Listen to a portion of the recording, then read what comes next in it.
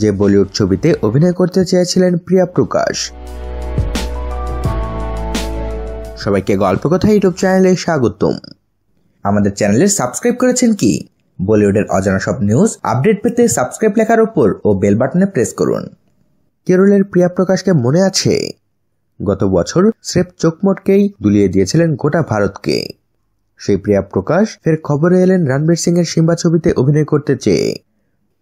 সিম্বাতে রণবীর সিং এর সঙ্গে দেখা গেছে সারা আলী খানকে, কিন্তু সারার অভিনয় করার খবর চূড়ান্ত হওয়ার আগে বাজারে উঠেছিল সিম্বা ছবিতে রণবীরের বিপরীতে নাকি অভিনয় করবেন প্রিয়া প্রকাশ।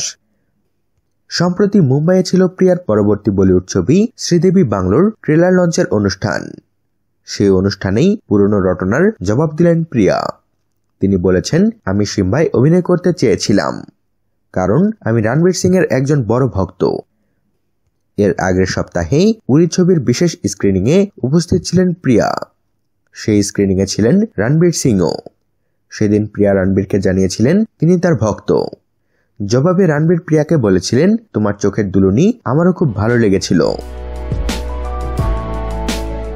তো বন্ধুরা, এই বিষয়ে আপনাদের মতামত জানিয়ে দিন আমাদের কমেন্ট বক্সে। আর ভিডিওটিতে লাইক ও শেয়ার দিয়ে আমাদের সাথে থাকুন। ধন্যবাদ।